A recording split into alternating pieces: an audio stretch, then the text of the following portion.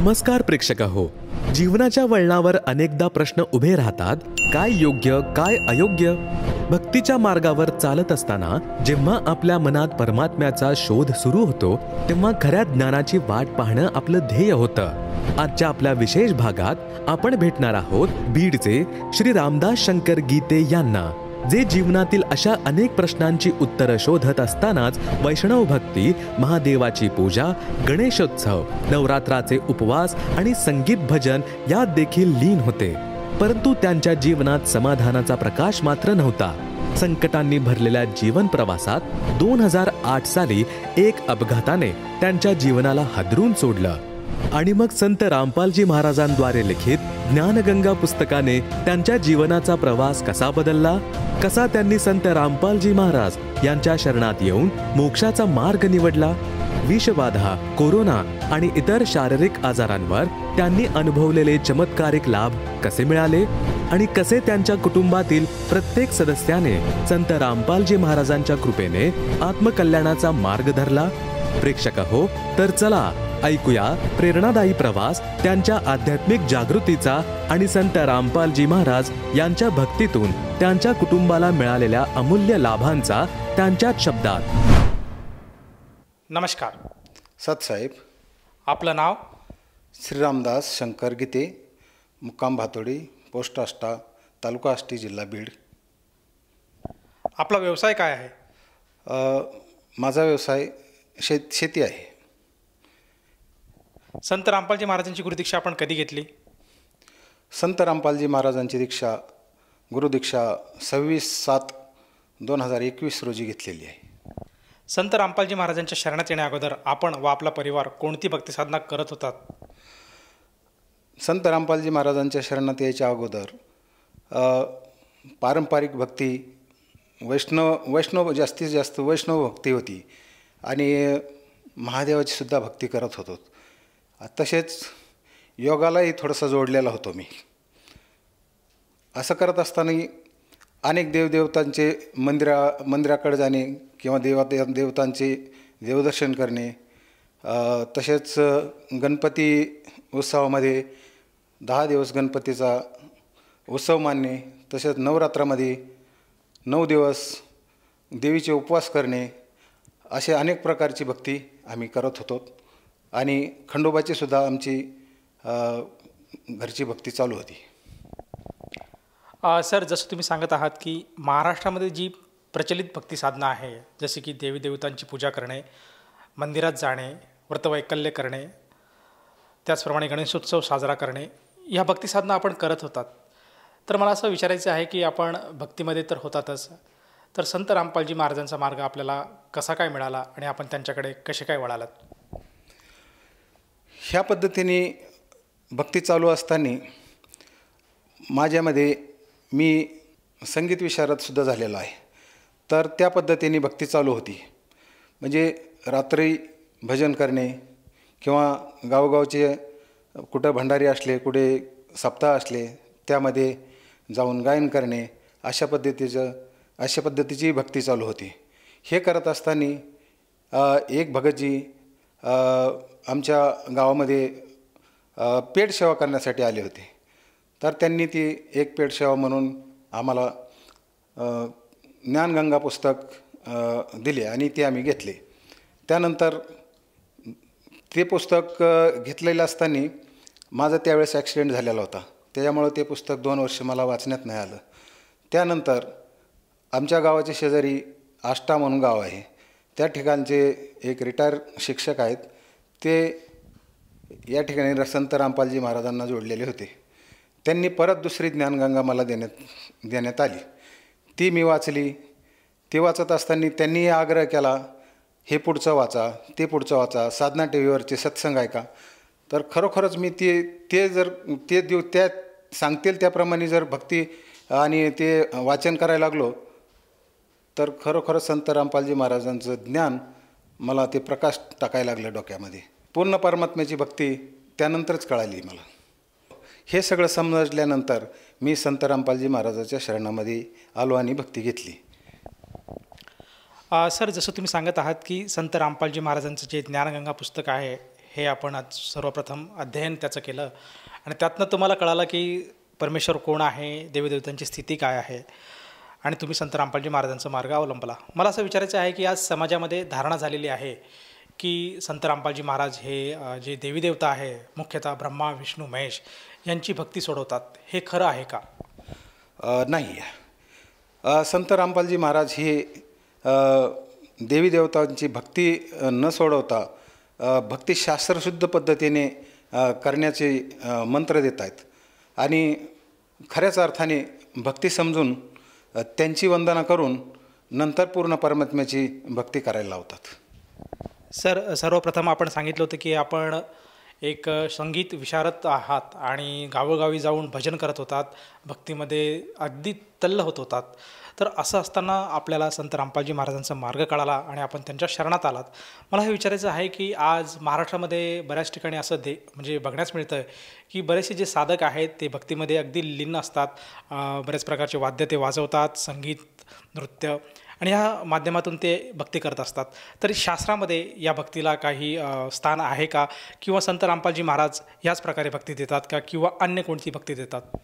नाही, तशा पद्धतीची भक्ती नाही. ते परमात्मा काय चीज आहे हे अनुभवाने लक्षात येतं.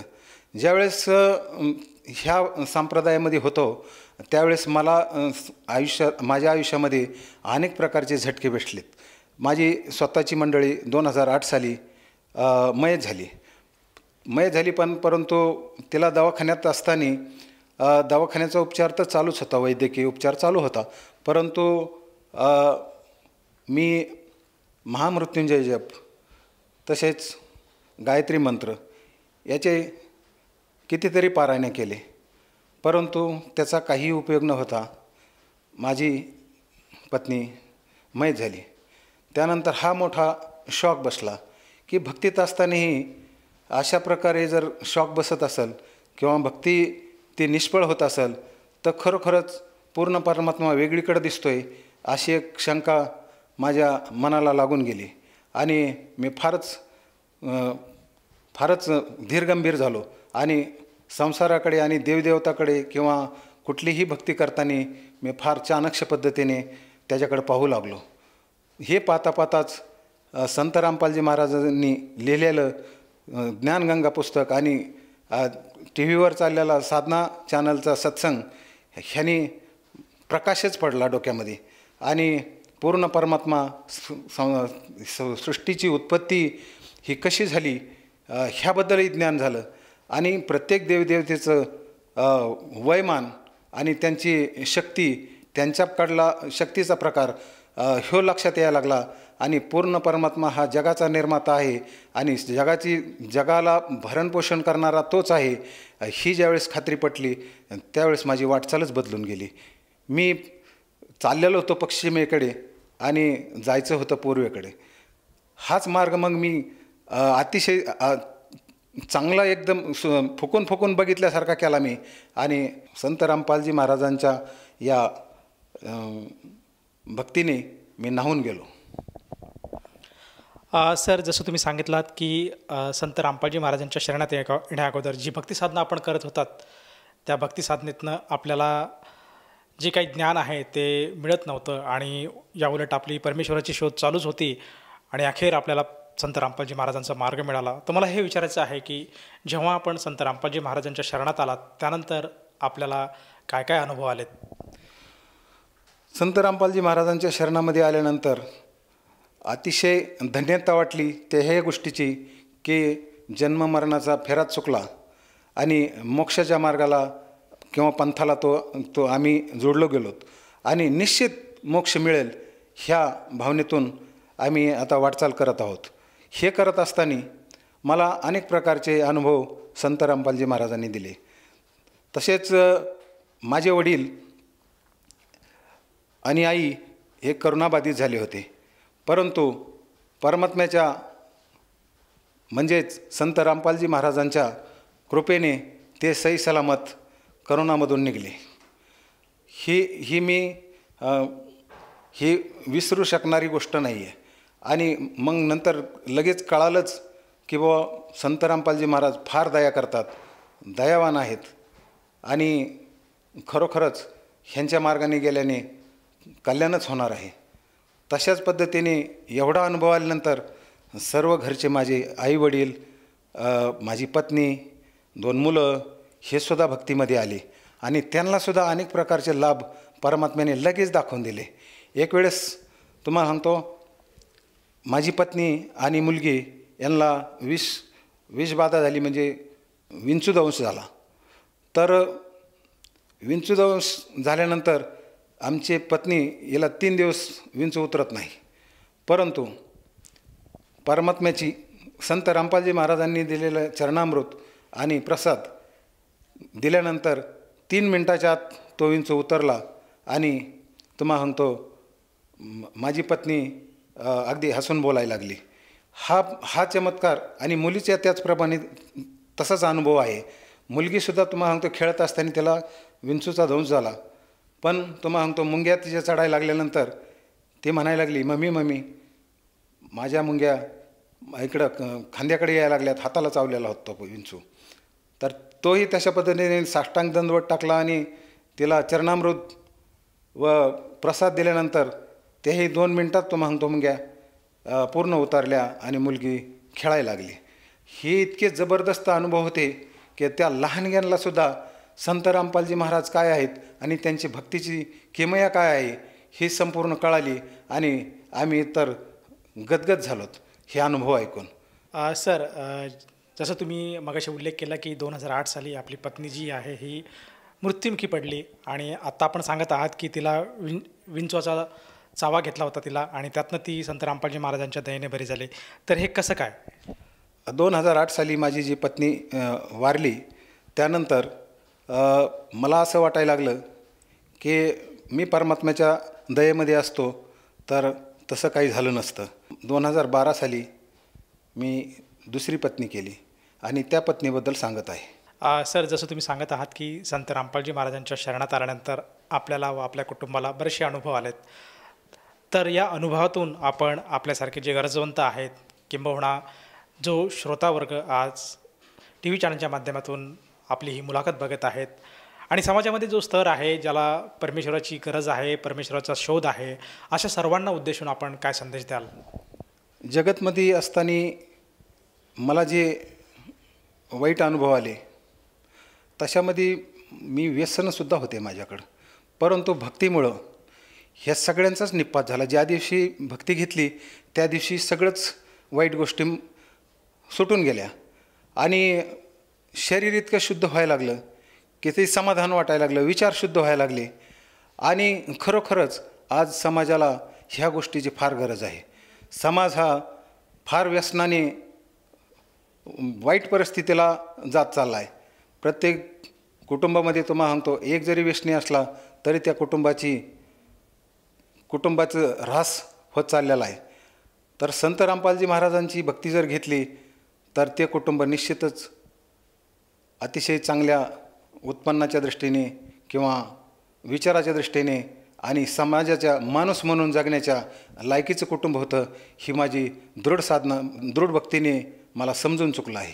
तर समाजाने जास्तीत जास्त लोकांनी संत रामपालजी महाराजांची भक्ती घेऊन आत्मकल्याणाचा बी मार्ग शोधावा आणि निर्व्यसनी होण्याचा मार्ग शोधावा आणि आपले जी समजा उदाहरणार्थ भगवद्गीता, 4 वेद, 18 शास्त्र, 6 शास्त्र, 18 पुराण आणि इतर जे धर्मग्रंथ आहेत हे समजून घेण्याचं जर असेल तर फक्त रामपालजी महाराजांच्या तोंडूनच ऐकावत आणि सगळ्याच धर्मग्रंथांची उकल आपल्याला होऊन आपल्याला राजमार्ग काय सत्यमार्ग आपल्याला सापडल्याशिवाय राहणार नाही, एवढी माझी विनंती आहे. सर, जसं आज तुम्ही श्रोत्यांना सांगत आहात की आजच्या घडीला संत रामपालजी महाराज हे जे काही ज्ञान देत आहेत हे पूर्णपणे शास्त्रांच्या आधारे आहे आणि प्रत्येक गोष्टीचा ते पुरावा देत आहेत, धर्मशास्त्रांचा ते उल्लेख करत आहेत आणि परमेश्वर कोण आहे याची माहिती देत आहेत.